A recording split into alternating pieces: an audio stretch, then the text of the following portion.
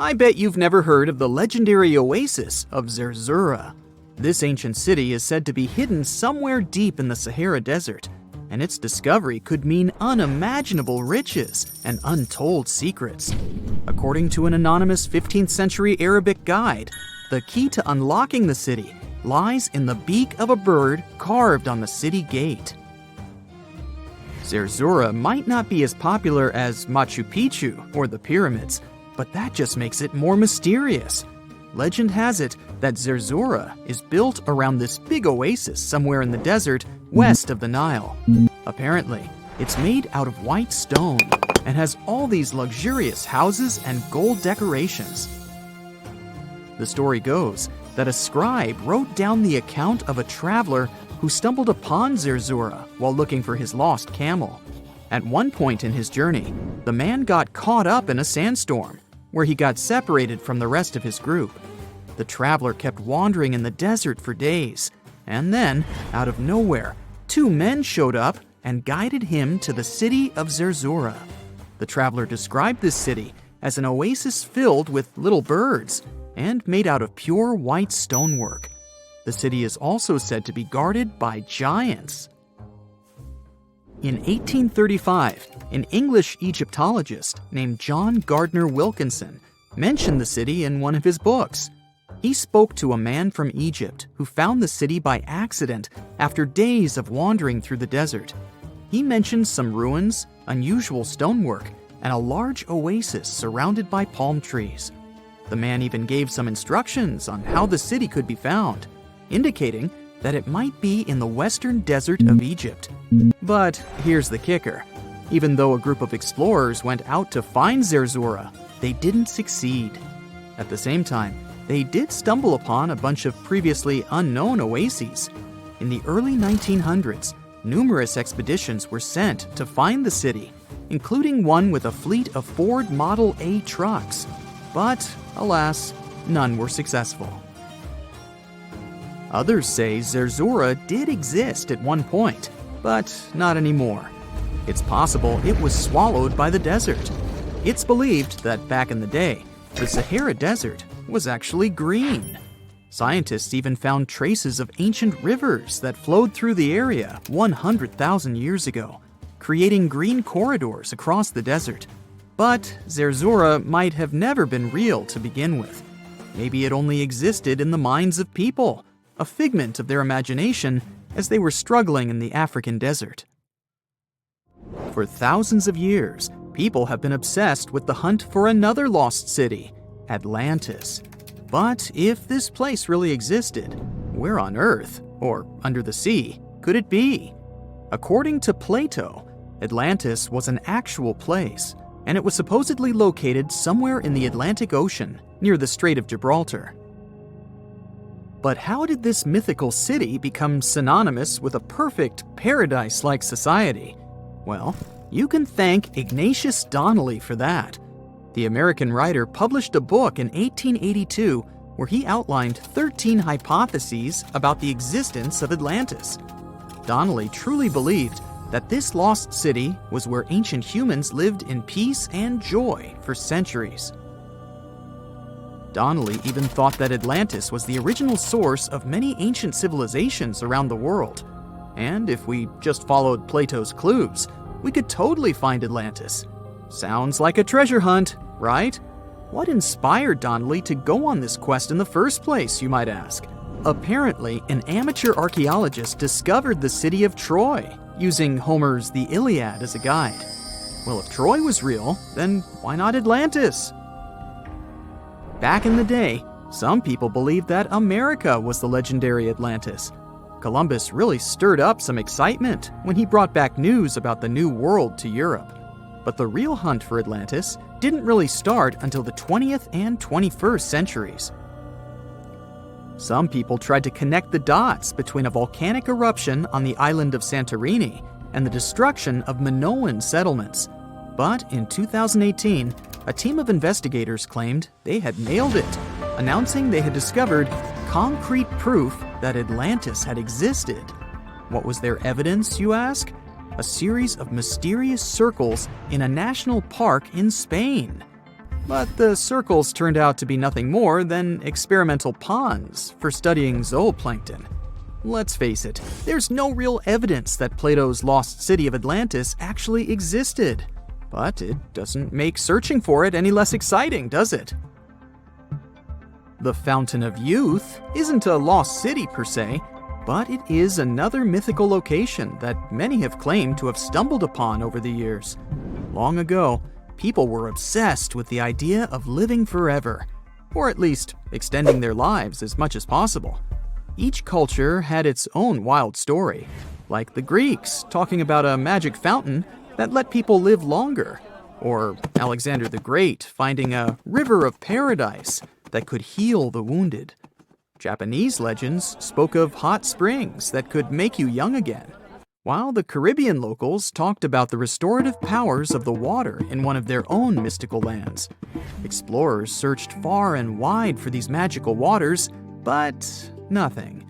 Probably the most famous of all was the story of the Spanish explorer Juan Ponce de Leon, who thought he'd found it in Florida. Now, Ponce de Leon was quite a character.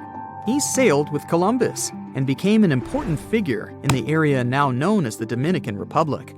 He found gold in Puerto Rico and even became the island's administrator. But when the ruler of Spain decided to replace him in his duties, he got upset and decided to explore Florida, looking for gold and the elusive Fountain of Youth. He explored the Bahamas, but sadly, he didn't find any gold or magic water. He did, however, make his way to Florida. He explored the coast and even discovered the Gulf Stream. Unfortunately, his last expedition didn't go well, and he was wounded. But the legend of him searching for the Fountain of Youth lived on. Even though historians don't think he was really looking for the Fountain of Youth, thousands of people visit the Fountain of Youth Archaeological Park every year to try the sulfur-smelling water. It's the oldest attraction in Florida, which has been around since the 17th century. Some say the water has unusual properties, but I'll leave that up to you to decide after you visit this place. Norse mythology has its own mysterious land called Thule. It's said to be somewhere between Scandinavia and Iceland, where the sun barely shines and the cold bites hard. The folks there survive on a diet of millet, herbs, fruits, and roots, washed down with a grain and honey brew. As for its exact location, scholars can't seem to agree on it to this day. The legendary ancient Greek explorer Pytheas was said to be the first to stumble upon Thule during his quest for tin mines. He sailed his way up north, passing by Scotland, and after 6 long days of sailing, he reached Thule. The people there, according to Pytheas, were quite primitive, but that's no surprise since they were just simple farmers living off the land. They showed Pytheas where the sun set on the shortest day of the year. They also told him that in winter, the sun never rose at all, and in summer, there was no night. For many years, historians have been debating the true identity of this mythical land of Thule. Some say it's Iceland, while others claim it's Norway. A little bit of progress has been made recently with the help of a team of researchers. If their findings are correct, Thule might be the elusive island of Smola. That's farther south than any of the Norwegian islands that were on the list of contenders. It may be too soon to celebrate, but it does look like Thule has finally been found. When you think of an epic desert scene with blazing sun, endless dunes, and those magical little oases, you probably picture the legendary Sahara, right? But what if I tell you that 11,000 years ago, this vast expanse of hot sand looked totally different than it does today? Yeah, I don't know, I wasn't around then. But I'm told that back then, what we now call a desert was a lush paradise, brimming with lakes, rivers, grassy plains, and even woodsy forests. So, where did all this water go? There are many stories about the distant past of our planet when deserts were covered with jungles and forests. And then something happened, like changing climates or colossal earthquakes, and it all turned green lands into dunes. But how about a theory that Sahara became a desert because of humans and goats? The Sahara has seen its fair share of wet and dry drama throughout the ages, mostly thanks to little shifts in Earth's orbital tilt, causing variations in how much solar radiation hits the atmosphere. There were even times called the African humid periods, when the rain would pour in and transform the dry landscape into a bright green haven. But between 8,000 and 4,500 years ago, something really funky happened to this region. Certain areas went from humid to dry way too fast to explain it by just orbital changes. In the blink of an eye, the lush Sahara turned into the Sahara we know today. Now, if you ask scientists why it happened, they will tell you, "Oh, it's just poor parameterization of the data." Bet you didn't get it, did you? What? Well, right, let me translate it from scientific to common human. It means they really don't know the answer themselves, and they got a bunch of missing puzzle pieces. But as scientists sifted through ancient dirt and pollen samples, they spotted a quirky trend. Wherever there were pastoralists, also known as humans with their domesticated animals, the plant life seemed to shift. It was as if every time humans and their furry friends meandered through the greenery, they turned it into scrub and desert right behind them. Oops. Yep, chances are that by overgrazing, humans were sapping moisture out of the atmosphere, since plants give off moisture, which helps make clouds and making things even sunnier, leading to a quicker end of the humid vibes.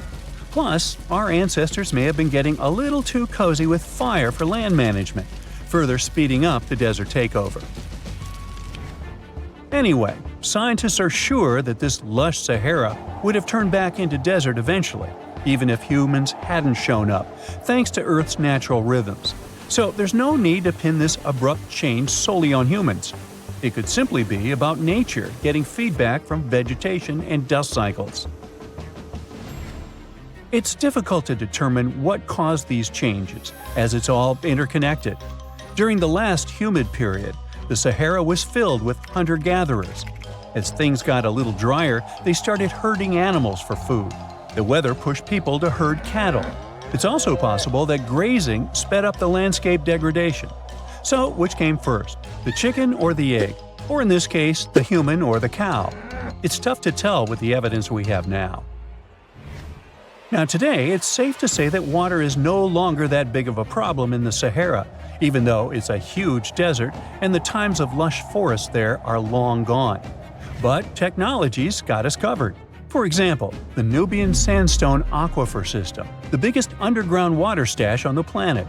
It's nestled beneath the Sahara Desert's eastern edge and stretches across 4 northeastern African countries – Sudan, Chad, Libya, and Egypt, covering a whopping 770,000 square miles and holding around 36,000 square miles of groundwater. Just look at the pipes transported when it was being built. It's the world's largest irrigation project. No wonder it's feasible to thrive in the Sahara today. But imagine thriving in the Sahara Desert with just one water source. Sounds like a tough gig, right? But the ancient Garamantes did just that, surviving and even thriving for nearly 1,000 years without monsoons or rivers flowing to their desert paradise. These clever folks were the trendsetters of urban life in the sands, and even the Romans couldn't help but notice their genius. While many thought they were just desert-dwelling savages, the Garamantes were busy building an empire in one of the toughest climates on Earth. But how did they do that? Well, they got crafty and dug a whole bunch of underground tunnels to tap into a massive sandstone aquifer. They were literally squeezing every drop of life from under the dunes. But recently, research showed that the Garamantes weren't just hardworking, they were pretty lucky too. The Garamantes had an underground aquifer that brought water up to a hill where they built over 500 fogaras, which are irrigation systems, some stretching as long as 2.5 miles. It was like sipping water through a straw, which let them irrigate their crops for nearly a century, especially since even a little rain would help recharge the system. But eventually, due to rain insufficiency, the aquifer ran low, and reaching it again would have meant digging more tunnels and relying on more people. That's a tough problem, considering these people were in the middle of food and water shortages. Guess I don't need to tell you what happened to the Garamantes, do I? The fall of the Garamentian culture might be linked to several factors. It may have been due to climate changes, or they may have simply used their water resources too much. Back in the day, the Sahara Desert was actually fertile agricultural land, thanks in part to the cool irrigation system the Garamentians created. But since fossil water isn't something you can replenish over time, the groundwater levels dropped pretty low. This likely played a big role in the kingdom's decline by the late 7th century CE. That sounds like someone who hit a lottery jackpot, used up all the money, and went back to their original, not-so-cool job once the bank account got fully drained. Oh, by the way, even if the Garamantes left some secret wisdom messages for us, the chances are we'll never get what they wanted to tell us. Nobody really knows what language they used, and their texts are nearly indecipherable to us today. But let's go back to the Green Sahara. So it transformed into a desert about 4,500 years ago. But today, we can understand how people lived in those times in the Sahara thanks to natural parks in Africa that have the ultimate outdoor art gallery. There are well over 15,000 ancient paintings and carvings depicting everyday life from around 11,000 years ago. However, if the carvings aren't enough for you and you feel like visiting an actual green desert, all you have to do is book a flight to California. One of the most beautiful phenomenon in the world, the super bloom, takes place here. Look at all these colors – orange, green, pink. It's a miracle. Wildflowers bloom right in the middle of a hot desert after several years of rainfall in dry places. It's such a bright and colorful landscape that super blooms can be seen from space. This rare phenomenon can be observed in other arid places and deserts in western and southern Africa, Western Australia, and Chile. In all these places, the weather is very hot and dry in summer. Mild humid air comes in winter, and this is the ideal environment for mass flowering. Flower seeds that lie in desert sands can wait for decades before starting to produce flowers. When the hot sun destroys all the weeds and grass, and the rainfall becomes enough to moisten the soil, the seeds are kind of like, well, okay, now it's our turn to play a big game. And then hundreds of thousands of tourists come to take photos and post these beautiful pictures on social media. And this, unfortunately, is one of the main dangers for flowers. Therefore, if you find yourself in a place like this, don't pick the flowers and don't trample on them. Stay on the path, don't litter. Take only pictures and leave only footprints. You get it? Good. You are lost deep within the jungle in the Yucatan Peninsula in Mexico. There are strange noises all around you, and to make it worse, the sun is setting. Soon, you'll be alone in the middle of an unknown rainforest.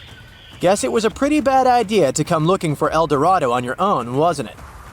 You keep walking as fast as you can, when suddenly, wait! What's this you're seeing? It looks like large stairways made out of stone. This definitely doesn't look natural, so you take a picture. Maybe you didn't strike gold, but you might have just found something relevant. Congratulations! You found Akamtun, a long-lost Mayan city, hidden 37 miles into the jungle. The name literally translates to stone column. Stone was probably in at the time, so these guys used a lot of it to build their pyramids, houses, and even ball courts. If you ever thought that Europeans invented ball games, think twice. Mayans loved to play ball games for recreational purposes. Akamtun is part of a series of other long-lost Mayan cities that are being discovered with the help of new technology nowadays. We'll talk more about the other ones in a jiffy. Perhaps the biggest surprise of this one is that it was surrounded by wetlands, which is why the city was built on high ground. The city was monumental, covering an area of over 120 acres. That would be as big as 90 football fields right next to each other. Scientists have found proof that Akamtun had pyramids of up to 49 feet high, and that it was likely an important social hub between 250 and 1000 CE. This is definitely a game changer. But lost Mayan cities began to be unearthed in the 19th century. Modern technologies, such as LiDAR imaging, help archaeologists see through dense canopies of the forests. This means that people don't really have to risk getting lost in the tropical jungle like you did at the beginning of this video. LiDAR works sort of like an X-ray. It sends out laser beams that can detect any signs of ruins or ancient constructions. According to space archaeologist Sarah Parchak, satellite imagery has been a key player in discovering ancient cities in South America, Egypt, and other places. Sarah herself spends most of her days scouring images for any signs of where there could have been cities long ago. She says that more often than not, what happens is that ruins are covered by vegetation, soil, or sand, which makes them super tricky to find. But thanks to these awesome tools, scientists also made the huge discovery of ancient Mayan causeways, which spread throughout old Mayan territories.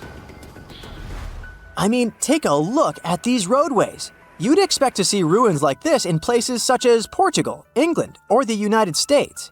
I'm talking about 130 feet wide roads painted white to help travelers journey through the nighttime. Scientists recently unearthed a 110-mile network of roads such as these, and they think this dates back to before the first registered Mayan highways we've known so far. These roadways, which sometimes ran over the swampy ground and were even elevated at times, are being called the world's first superhighways. Even if there is no registry of animal-powered vehicles, it's believed that the Maya used them to travel around a network of possible 964 settlements. They were built like a huge spiderweb, and from what archaeologists have gathered, this huge system of roads worked to connect a big system of economic and social interactions between Mayan cities. This completely debunks the traditional idea that the Mayan pre-classic period, which dates back to 2000 BCE, was made of small, tribal settlements. Imagine the manpower and engineering ability you need to muster to build something close to these white highways. Scientists believe that these causeways were built pretty much the same way as the Mayans built their pyramids, with a mixture of mud and quarry stone. Oh, and using several layers of limestone to make them white. That's pretty cool, right? But let's take a few steps back for a moment to get some context. The Mayans were one of the biggest pre-Columbian civilizations living in the Americas. Until now, experts believe that at its apex, the Mayan civilization consisted of over 40 cities with a population of millions of people. That's a lot of folks. Their civilization spanned Mexico's Yucatan Peninsula, Guatemala, and Belize. And they survived mainly on agriculture. The thing is, the Yucatan Peninsula was an extremely difficult place to grow crops. So the Mayans had to develop a complex irrigation system in most of their cities. They built a series of ceremonial buildings, pyramids, and plazas. The Mayans might have been keen pyramid builders, but they also developed an advanced astronomical system. With whatever ancient technology they had, they were able to predict the exact location of planets such as Venus and Mars, as well as the exact dates of eclipses. If you've ever seen examples of ancient Mayan cities, this is Tikal. Located at the heart of the Guatemalan jungle, Tikal is believed to have been the capital of the ancient Mayan conquest state. At its height, it was comparable in importance to cities such as London or New York in today's world. It's composed of a series of complex monuments. The North Acropolis is one of Tikal's most ancient complexes of monuments. Built solely by human hands around 350 BCE, it served as the resting place of kings and chiefs. Its monuments are up to 200 feet high. Back in the day, the step pyramid temples were painted a beautiful red. Mayans loved that color. Today, of course, you'll only see the limestone. Then there's Chichen Itza. It's got one of the best preserved pyramids on Earth to date. Located in Mexico's Yucatan state, this Mayan city is well over 1,500 years old. At its peak, it was home to 35,000 people. The site covers 4 square miles of land. The highlight is El Castillo, a tremendous step-like temple standing 80 feet above ground. Its most peculiar feature is that it has 91 steps up each of its 4 sides, including the upper platform, which makes for 365 steps, the same number of days as the solar year.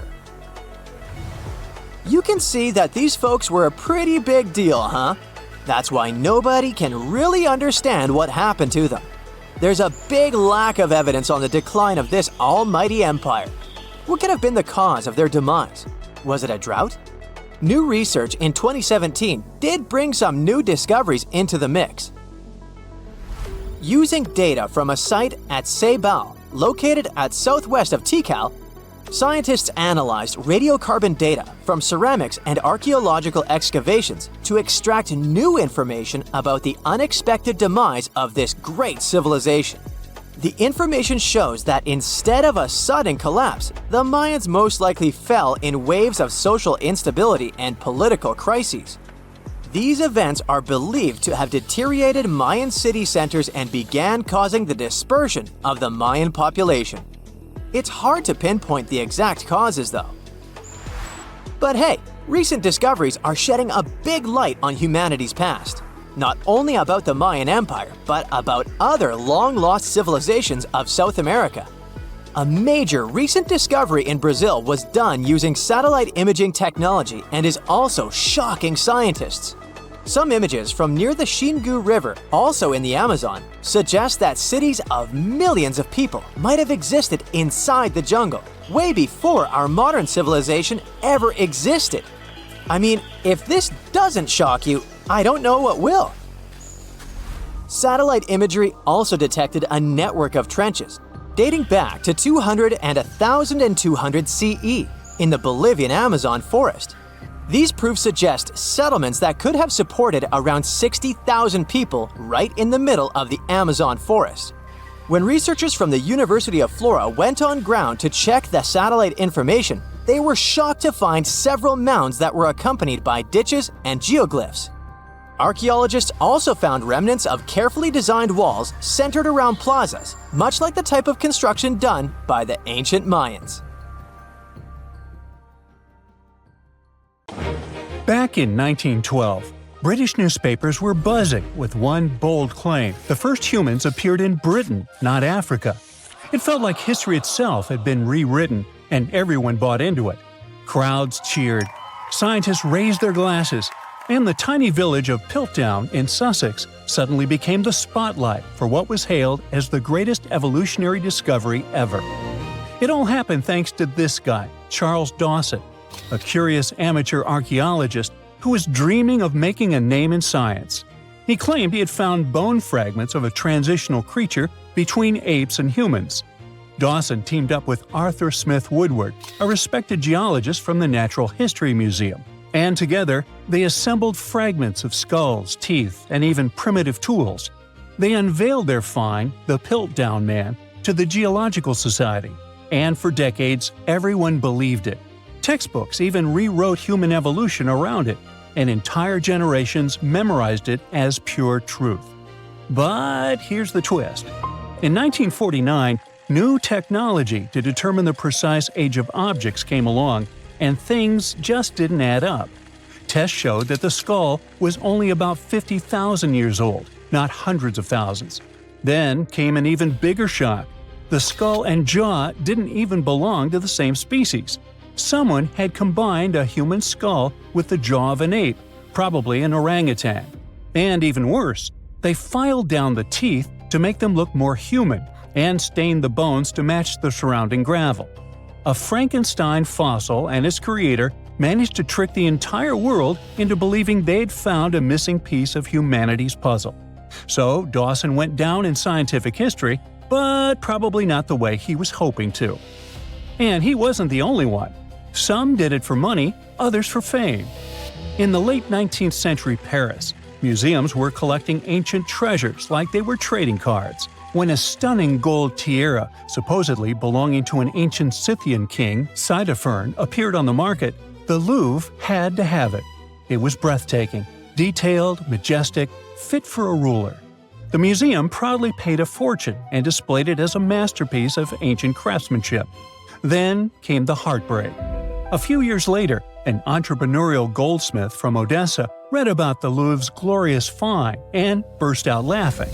He recognized the tiara because he made it with his own hands.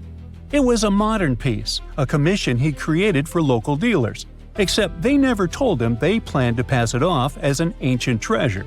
The Louvre was humiliated. Once again, the whole world believed in a beautiful lie, and the goldsmith who had just made the museum look ridiculous ended up famous in the world of art. The tiara still holds the Guinness World Record for the greatest goldsmith fraud of all time. Another story of a well-planned scientific hoax takes us to a quiet town of Cardiff, New York, a couple of decades before the Louvre incident.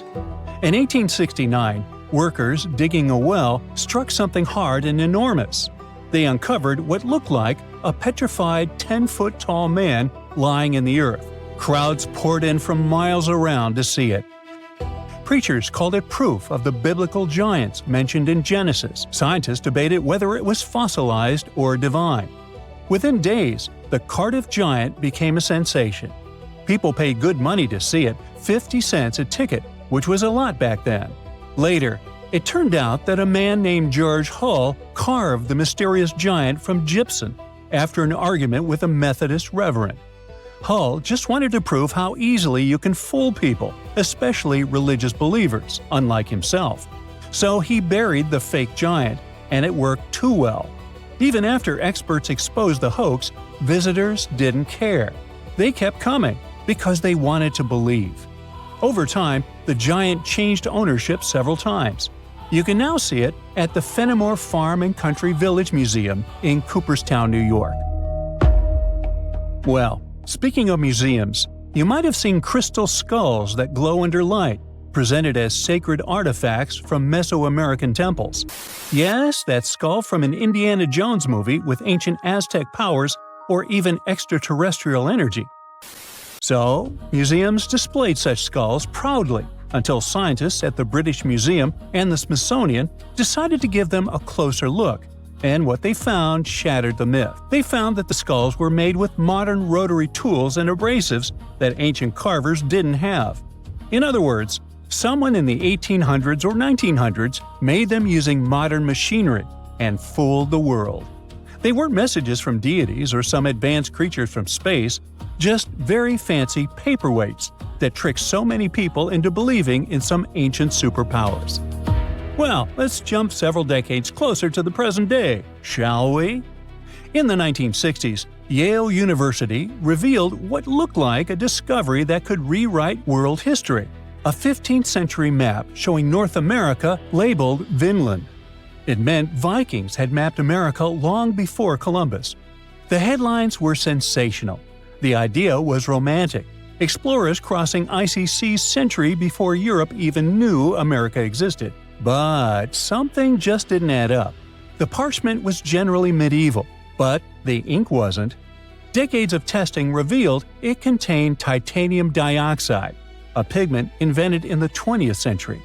In 2021, Yale confirmed it. The Vinland map was a modern forgery, drawn over old parchment to make it look ancient. It wasn't proof of Viking genius, but rather of human cleverness on one side and the tendency to be easily persuaded on the other. And when we speak of persuasion, you don't have to try too hard when a really trustworthy source like National Geographic shares something, right? Well, in 1999, it presented what it thought was the ultimate discovery: a fossil that bridged the gap between dinosaurs and birds. It was called Archaeoraptor, and it was going to change everything we knew about evolution. The fossil came from China, and on first glance, it was perfect. A dinosaur tail, bird-like wings, and bones that seemed to tell the story of flight's evolution. But soon, paleontologists started whispering. The bones didn't quite line up. CT scans revealed the ugly truth. It was literally glued together from parts of different species. A dinosaur tail from one fossil, a bird body from another. Someone had Frankensteined the fossils to make a more valuable specimen. The embarrassment hit hard, especially for National Geographic, which had built an entire story around a fake the world liked to believe.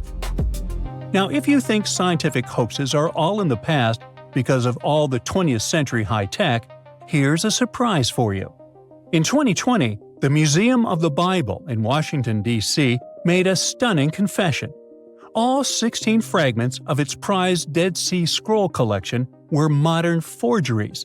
They'd spent millions acquiring what they thought were sacred 2,000-year-old texts, only to learn they were made of ancient leather painted with modern ink. The forgery was so advanced that even experts were fooled at first. But after detailed forensic tests, it became clear the holy relics were anything but holy. It wasn't just about money, it was about faith. Thousands of visitors had stood in front of those glass cases, feeling awe, reverence, and connection, only to learn it was a show built on lies.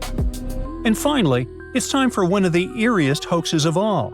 In 2000, a mummy surfaced in Pakistan, claiming to be a 26-year-old Persian princess, the daughter of Xerxes.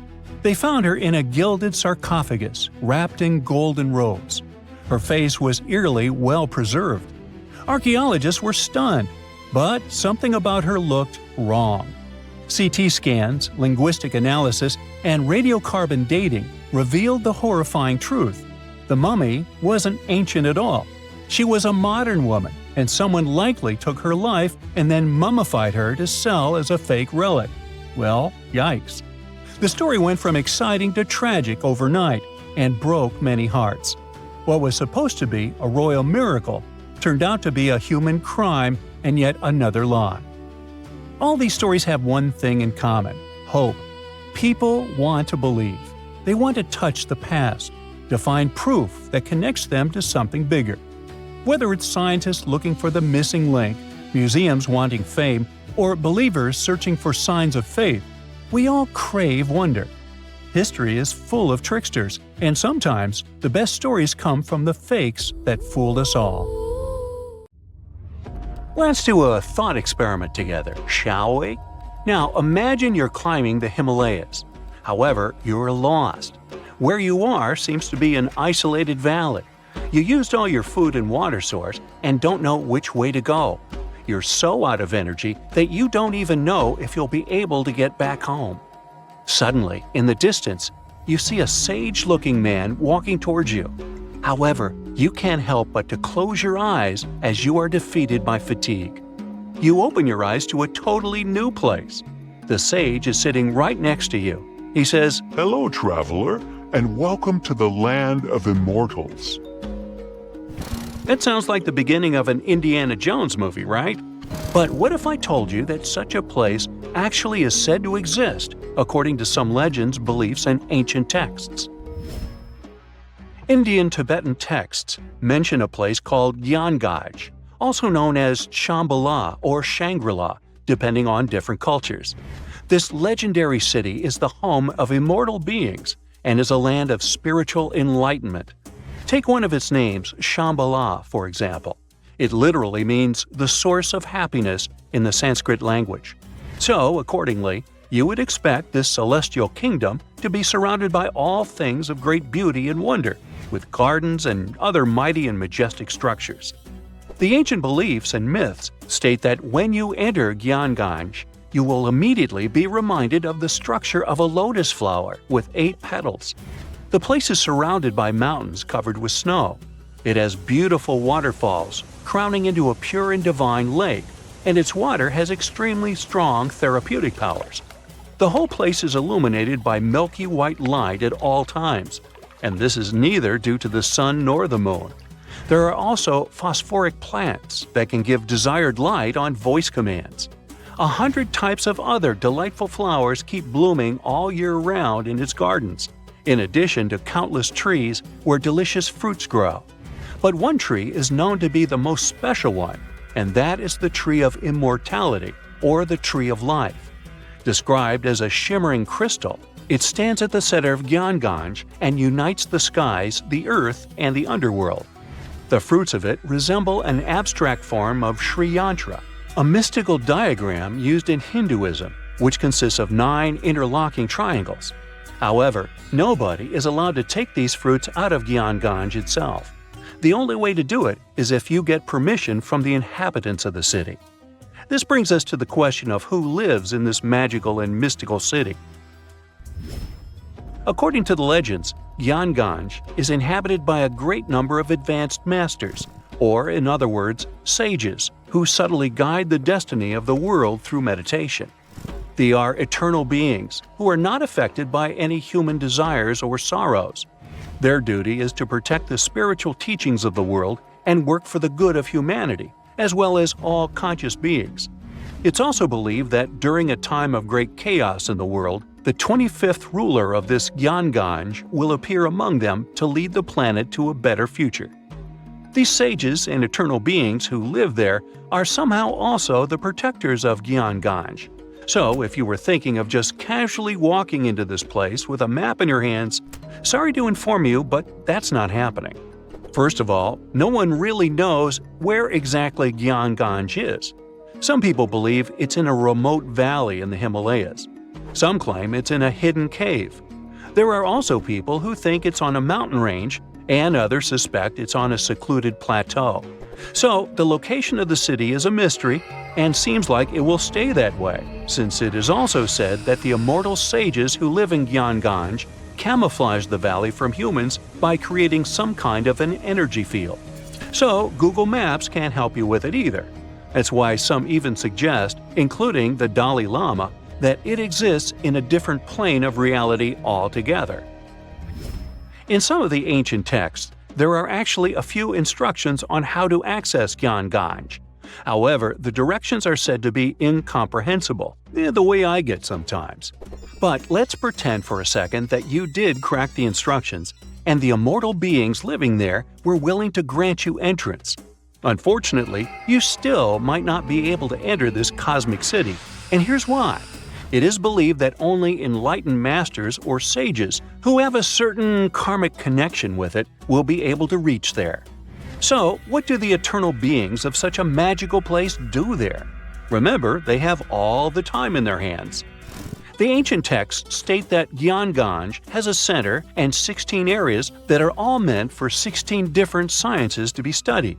These include solar sciences, universal planetary sciences, sciences related to time, the science of air, the science related to the sun and the moon, the science related to space, the science related to gravitational forces, and so on. What they all have in common is that to be able to learn them, you first need to have a very high understanding of energy.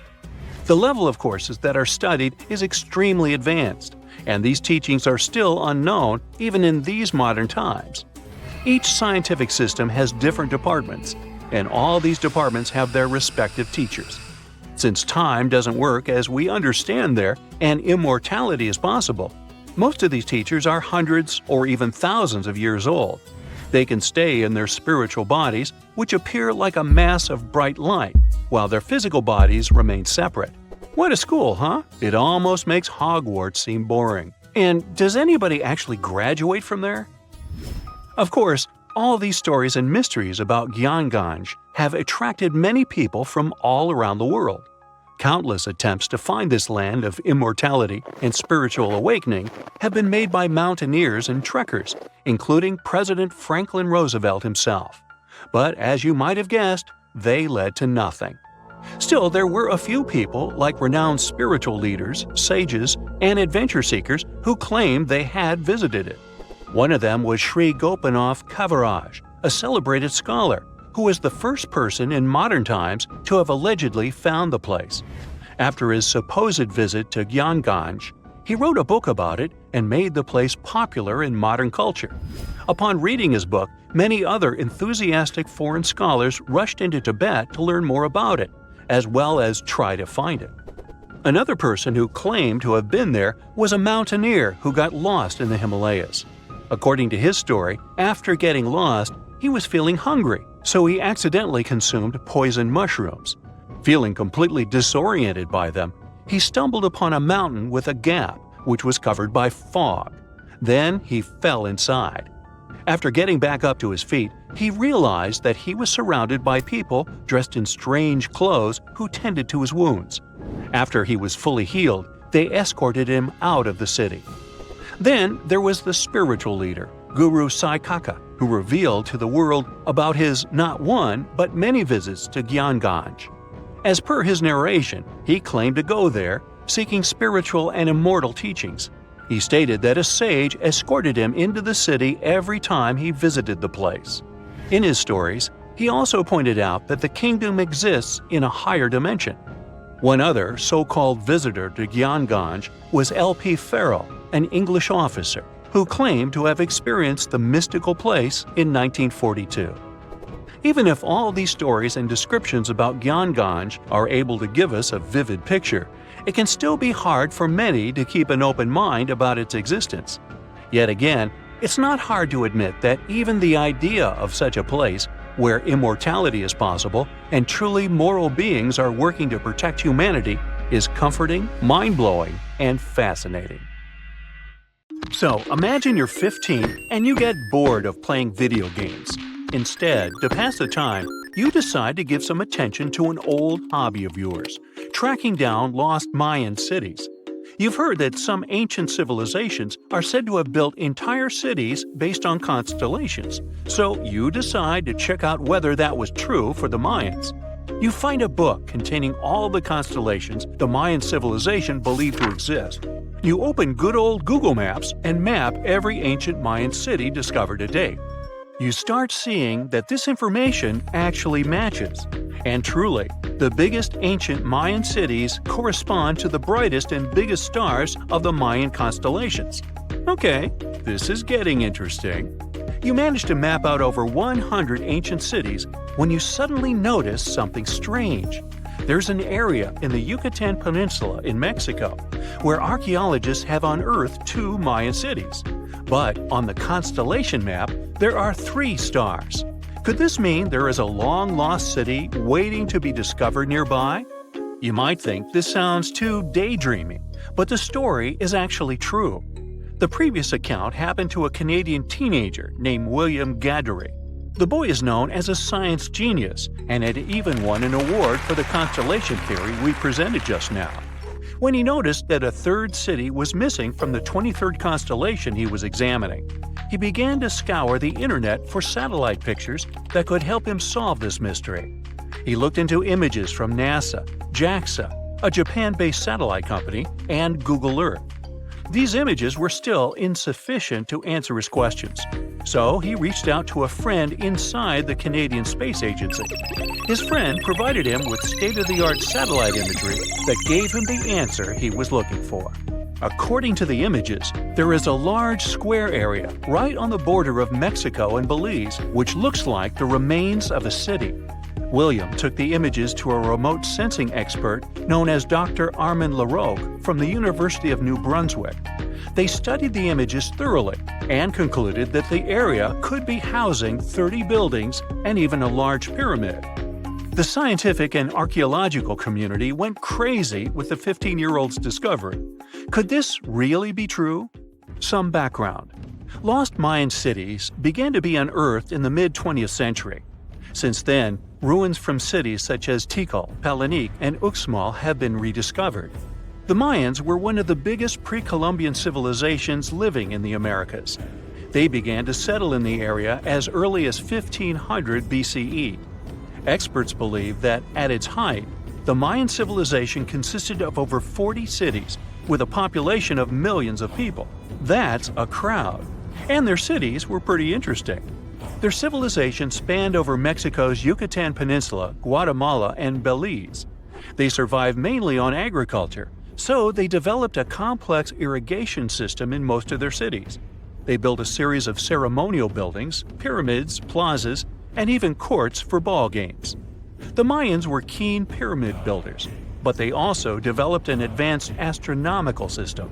With whatever ancient technology they had, they were able to predict the exact location of planets, such as Venus and Mars, and they were able to predict the exact dates of eclipses. That's why the methodology William used to discover this long-lost Mayan city was unusual, but not completely surreal. The Mayans were keen astronomers, so it wouldn't be too strange that they built their major architectural feats in relation to the sky, would it? And they wouldn't be the first ones to be doing so. There is a famous fringe of Egyptology dedicated to studying how the Giza pyramids were built in perfect alignment with the Orion constellation. meaning that each pyramid was purposely built to align with one of the major stars of Orion's belt. According to William, he first had the idea to look at the Mayan constellations because he couldn't understand why the Mayans built their cities where they built them. Most major cities, such as Chichen Itza and Uxmal, aren't near any rivers or significant bodies of water. Instead, they're built on marginal lands and on top of mountains, which confused the 15-year-old. His next thought was that it might have something to do with astronomy. William named the new city he discovered Mouth of Fire, which is also my nickname, and he even won a merit award for his hard work. However, his theory was very much contested inside the archaeological community, and many Mayan experts worked to debunk William's findings. Some archaeologists say that constellation theories are too unscientific. Anthony Aveni, a renowned anthropologist and astronomer, referred to William's methodology as an act of creative imagination. He explained that there is no way to be sure what the Mayan constellations really were. It's all just hypothetical. Another debunking of William's findings came from Mayanist David Stewart, who said that the object identified on the satellite imagery is nothing but an old cornfield. His claim was supported by an expedition that took place near the area in 2021, when the archaeologists present reported there was nothing at all in this area. Still, a 15-year-old boy almost found a long-lost Mayan city, which is pretty exciting if you ask me. Similar techniques as those used by William are actually being used to unearth lost civilizations all over the world. According to space archaeologist Sarah Parquet, satellite imagery has been a key player in discovering ancient cities in Egypt and other places. Sarah herself spends most of her days scouring images for any sign of where there could have been cities long ago. What happens, she says, is that any time you have something buried, it's going to be covered either by vegetation, soil or sand, or some other modern construction on top of it. In order to assess whether there is something hidden under large canopies of vegetation or not, she uses infrared technology, for instance. A major recent discovery in Brazil was done in a similar way. Satellite imagery detected a network of trenches dating back to 200 to 1200 CE. These suggest settlements that could have supported around 60,000 people. But in this case, the satellite imagery did indeed correspond to what was on the ground. Researchers from the University of Florida found several mounds that were accompanied by ditches and geoglyphs. Archaeologists also found remnants of carefully designed walls, centered around plazas, much like the type of construction done by the ancient Mayans. Advances in satellite tech have also shed new light on long-discovered ancient Mayan cities, such as Tikal. Located in the heart of the Guatemalan jungle, Tikal is believed to have been the capital of the ancient Mayan Empire. At its height, it was comparable in importance to cities such as London or New York in today's world. It was composed of a series of complex monuments, many of them believed to have been the resting places of kings and chiefs. Tikal is already known to have been big, but recent discoveries show it could have been even 3 times larger than what scientists originally believed. The main discovery revolves around a fortification on the outskirts of the city, indicating how far the original city stretched. And new discoveries still take place. In 2017, researchers also unearthed new clues regarding the potential causes of the decline of the Mayan civilization. Using data from a Sidon seawall located 62 miles southwest of Tikal, scientists analyzed radiocarbon data from ceramics and archaeological excavations to extract new information about the sudden demise of this great civilization. The information shows that, instead of a sudden collapse, the Mayans most likely collapsed in waves of social instability and political crises. These events are believed to have deteriorated Mayan city centers and began causing the dispersion of the Mayan population. Wow, it seems like it's a prime time to uncover ancient ruins. What do you say? Will you give it a try as well? If you've ever wondered what it feels like to walk on diamonds, head straight to the town of Nördlingen in Germany. It seems like a typical fairy tale village with cute houses and red roofs, but its walls and streets are actually studded with over 72,000 diamonds. You'll need a microscope to see them, but they're definitely there. When the first people came to live here, somewhere around the 9th century CE, they were positive they were settling down in a volcanic crater.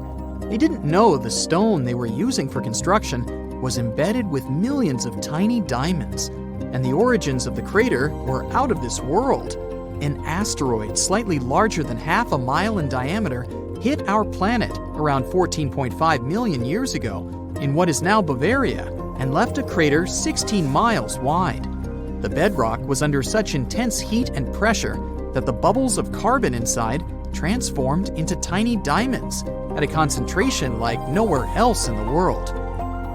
The locals didn't pay attention to their houses, built of what was left of that asteroid impact, shimmering on sunrise.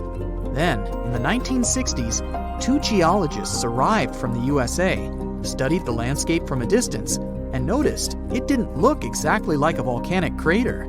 After further research, they realized their theory that the crater was shaped from above and not from below proved right. They even had to change school books after the discovery, not to mislead the students. Once the word of the crater had spread, NASA got interested in it and sent their Apollo 14 and Apollo 16 astronauts to visit it to learn about what kind of rocks they'd find in space and which of them were worth bringing home. A moon rock that arrived with one of the missions is now on display at the local museum, and astronauts still visit the place. The locals, though, are so used to living among diamonds, they don't even find it special. The Australian town of Coober Pedy is known as the opal capital of the world and exists completely underground. The town even has the first 4-star underground hotel in the world. The reason people settled in this area was to work at an opal mine. Back in the day, the miners could hardly survive under the burning desert sun, so someone decided to put a tent directly into the mine. Then it turned into a home.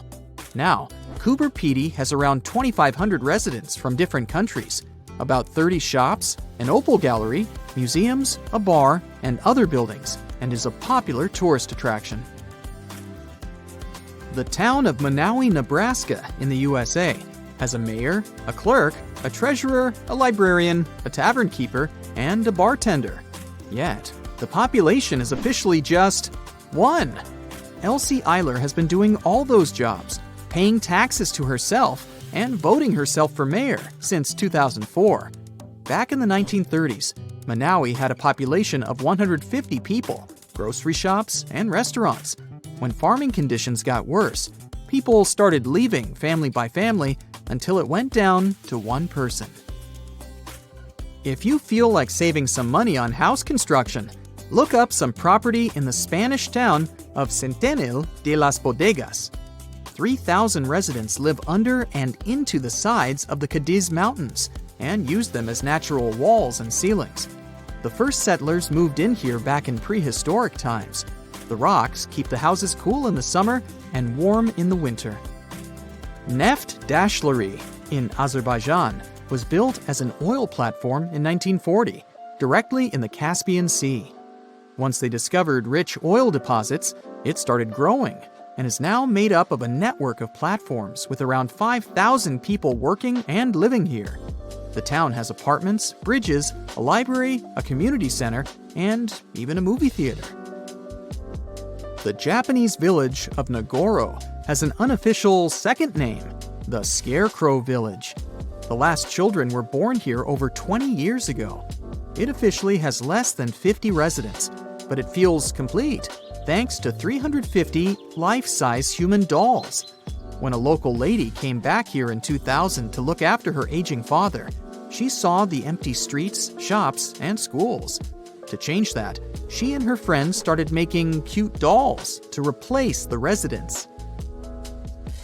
The entire town of Whittier, Alaska, lives under one roof of a 14-story building of a former barracks.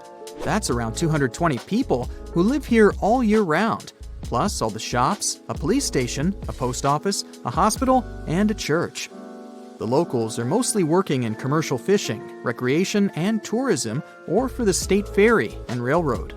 The idea behind having everyone and everything in one place is to save money on heating in the always cold climate and let the people do all their business inside. This way, they don't have to face the unbearably strong winds.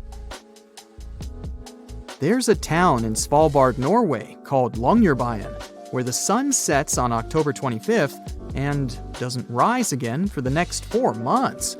When it rises again in spring, the locals gather on the step of an old hospital at 12:15 to welcome the sun and celebrate its return. Then, it doesn't set for over 4 months. It happens because of the way the Earth is tilted on its axis. The sun only rises and sets once each year at the North and South Poles. Longyearbyen is the northernmost town in the world, so it gets affected by that. Its residents occasionally see polar bears and reindeer in the streets and get around on snowmobiles. The Italian village of Viganella was built right at the bottom of a deep valley and on the wrong side of the mountains. They cast huge shadows and deprived the village of the sun for the entire winter. The locals used to live like that for centuries, until one engineer decided to build a large mirror high on the opposite slope of the mountain. It's operated by a computer and reflects light on the central square of Viganella for at least 6 hours a day during the darkest months. Santa Cruz del Islote in Colombia is one of the world's most crowded islands, with around 600 residents in a 2.5-acre area.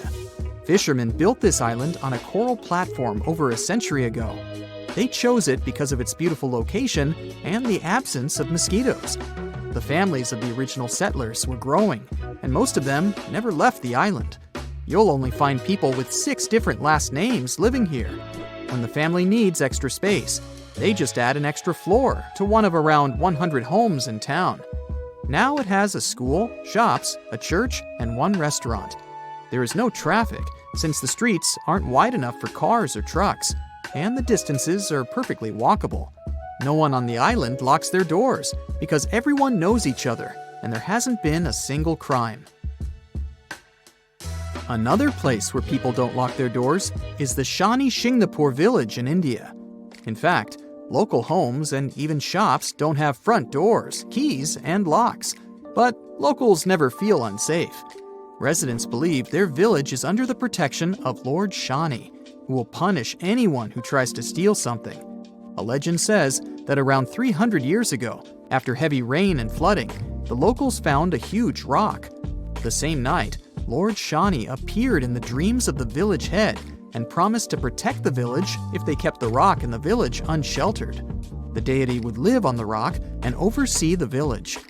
Once the first bank opened in the village, they added a glass entrance and a barely visible electromagnetic lock with a remote control to respect the tradition. If you're looking for the most relaxed place in the world, check out The Villages in Florida. You can't move here unless there is at least one person over 55 in your home. And you'd have to leave behind any family members under 19. The most popular means of transportation in the villages is a golf cart. There are all sorts of free fun activities for the residents, so it's far from boring. We all grew up believing that Stonehenge is the world's most ancient observatory, but now it has some serious competition for the title. Nabta Playa was built more than 2,000 miles away in southern Egypt and thousands of years before Stonehenge and even the pyramids of Giza. In 1973, a Bedouin guide stumbled upon a strange group of huge stone formations while crossing the Sahara Desert. He led American archaeologist Fred Wendorf to the site, located about 60 miles from the Nile. Wendorf's friend and colleague claims the team found the stones while stopping for a bathroom break in the desert. Either way, what they found changed history. At first, Wendorf thought the stone structures were just natural formations. But then it hit him. This area was once a lake, meaning no natural rocks should even be there. He kept coming back to the site for decades, and by the early 1990s, his team finally uncovered a circle of stones that seemed to line up with the stars in a way no one could explain. After 7 long years of trying to crack the mystery of the site, Wendorf reached out to an expert in archaeoastronomy. They study how ancient people used the stars. One evening, while the expert sat in the cool desert sand staring at the stones, he realized that they formed a pattern radiating outward from a massive burial mound. One by one, as they dug into the sediment, the buried megaliths started lining up like spokes on a wheel. The team had already used radiocarbon dating to test samples from fire hearths and tamarisk wood roofing found inside the stone circle. Nabta Playa had dozens of standing stones, all a few feet tall. Some of them lined up exactly with the sunrise on special days, and others matched up with bright stars in the sky. Inside the big circle, there were 6 special stones that may have been used for rituals or marking important times of the year. Around them, 29 standing stones might have worked like a simple calendar to help people know when it was time for something important, like the summer solstice, the longest day of the year. When the sun rose in just the right spot, it was a sign that the rainy season was coming. The stone circle once aligned with the brightest stars in the northern sky: Arcturus, Sirius, and Alpha Centauri. Some stones even pointed to the constellation Orion. By tracing Arcturus's movement across the sky, they figured out that it matched perfectly with the circle around 4800 BCE. That means it was the oldest astronomical site ever discovered. And the people of Nabta Playa may have been watching the stars thousands of years before telescopes were even invented. It looks like it had a huge meaning for people living and traveling through the desert. Over 10,000 years ago, the long, cold, and dry ice age that lasted for tens of thousands of years was finally fading away. Northern Africa got massive monsoons and rains that filled up seasonal lakes. So, parts of the desert turned into short-lived oases. For the nomadic people who roamed this harsh land, these summer rains were everything. Their entire way of life revolved around cattle. When archaeologists opened the central tomb at Nabta Playa, they dug up cattle bones and even a massive rock carved into the shape of a cow. The people who built it used the stars to guide them and find hidden watering holes like Nabta Playa, which likely held water for about 4 months a year, starting with the summer monsoons. But there was no North Star back then, so instead, they navigated using bright stars and the way the sky seemed to spin in circles above them. When the lakes were full, the standing stones would be partly submerged, and from the western shore, you would see the reflection of the stars on the dark water. Nabta Playa is way less famous than Stonehenge, perhaps because its stones were buried and the famous site in England was open to visitors for thousands of years. Sadly, when Nabta Playa did become famous, some tourists ruined parts of it by moving stones around, which messed up the ancient star alignments. To protect it, the authorities moved everything to a museum where people can see the stones and the carved cow statue without damaging them. The Egyptian Observatory isn't the only construction similar to Stonehenge. It has versions that were used for different purposes from Germany and France to the US and the Andes in northern Peru. This last one is actually one of the oldest big structures ever built in this region. The circular plaza is made of 2 giant stone walls arranged in a ring. It was likely used for ceremonies and gatherings. Scientists have carbon dated it to be about 4,750 years old, which means it was built before the Great Pyramids of Egypt and Stonehenge. The plaza had 2 entrances and a special layer of clay, soil, gravel, and charcoal underneath. It was carefully planned and built. Archaeologists also found ceramic pieces, quartz crystals, and gemstones at the site, so it was definitely a special place. People visited it for centuries, but at some point it was sealed off, probably because of changing beliefs and traditions.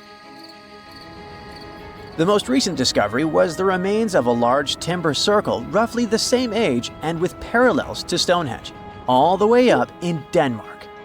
This open-air structure was likely part of a special area where prehistoric people from the late Neolithic and early Bronze Age gathered for rituals and ceremonies. The circle was made up of 45 giant wooden posts, forming a huge ring about 100 feet wide. The wood is gone now, but scientists believe tall timbers once stood in the holes and created an impressive wood henge. No one knows exactly what these circles were used for, but archaeologists have found animal bones and food remains at similar sites. So people probably used to gather there for feasts and rituals. In 2024, scientists found 2 ancient stone circles from the Neolithic period in Dartmoor National Park in England. Some archaeologists believe they might form a sacred ark. Many of Dartmoor's stone structures were built in a curved shape on the high ground in the center of the area. A long time ago, Dartmoor was covered in forests, so people may have used the high ground as important markers. One of the newly found circles fits inside this ark, but the other one is outside of it, to the north. This could have been an entrance point into the ark. There's also a raised bank of earth near the stones, which looks similar to other famous Neolithic sites, like the Ring of Brodgar in Scotland and Stonehenge itself. This means the people who built these circles may have visited Stonehenge or been inspired by it.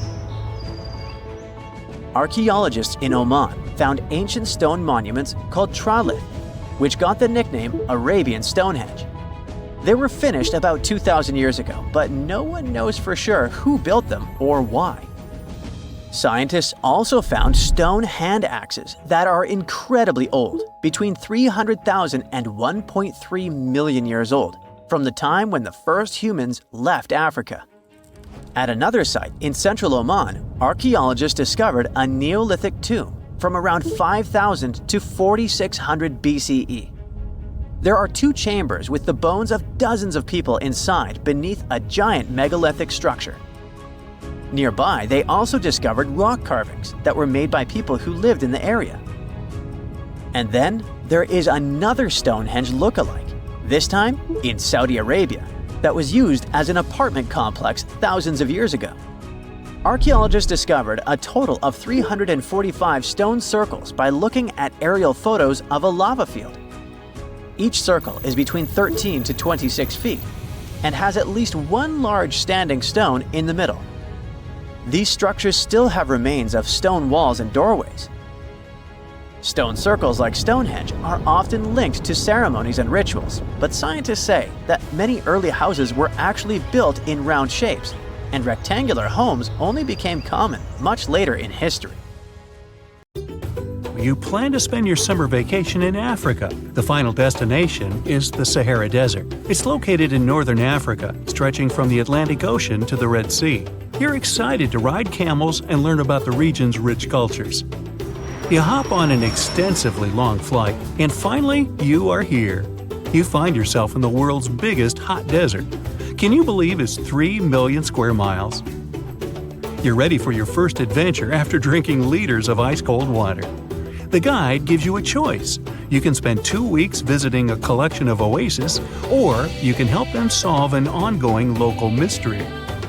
Deep into the desert, near this Algerian town, lies a mystery begging to be solved. A collection of huge, spotted circles in the sand. There are dozens of them, stretching for miles in a straight line. The circles were first identified via Google Earth images several years ago. People have debated them for years, but no one seems to know the answer. The strange thing is that they are so many miles away from any towns, roads, or human activity. The quickest way to discover the truth behind the circles is asking questions. You grab your notebook and set out to talk to locals. Everyone is helpful in this scenario: geographers, anthropologists, elders, and historians. The first person you talk to is a map expert. You need to understand if those circles were authentic or a satellite glitch. You end up interviewing the people who take Google Earth satellite pictures. The circles are really there. They appear in multiple pictures from many years. Then, let's understand why they are there in the first place. After 2 days of interviews, you have your first lead. The circles could be the result of oil activity. Experts explained why this would make sense.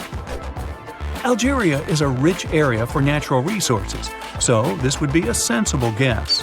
Usually, to find out if there is anything worth extracting, companies would undertake seismic surveys. Seismic surveys are a way of analyzing the Earth's surface by sending shock waves into the ground. Depending on how these waves bounce back, you'll know what is located there. A special vehicle could have marked the soil that way. So, did we unravel the mystery? Not quite so. As you know, the Sahara Desert is one of the driest areas on the planet. The average high temperatures in summer are over 104 degrees Fahrenheit. To survive there, people need to find ways of accessing water. So, these circles could be a kind of ruin or leftovers from ancient water wells. Again, I'd say this is a sensible guess. Ready for some fact-checking? Some anthropologists agree that these circles could be ancient fogueras. Foguera is the name of a 2,500-year-old style of irrigation system, usually found in northern Africa. It is also known as a qanat in other places in northern Africa.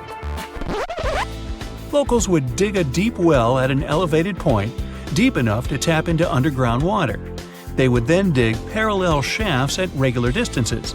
Then, they would dig an underground channel that connected the city to the well. Solely with the help of gravity, water would run from the well to the city. This traditional technology provided water for crops, livestock, and humans. Now, let's say these wells made human-made oases possible. Even the closest municipality name was an indication that this could be true. The name Fogueret Essaouira is actually named after Fogueras, these ancient wells. Now, this lead was proving to be very accurate. You decide to travel over there to see for yourself. You take a local bus, sit back, and enjoy the ride. The landscape in northern Algeria is filled with ancient-looking towns. You even see ruins of wells along the way, on the outskirts of smaller cities. Opening Google satellite images, you can see the qanat's markings on the ground, a series of holes running down several miles.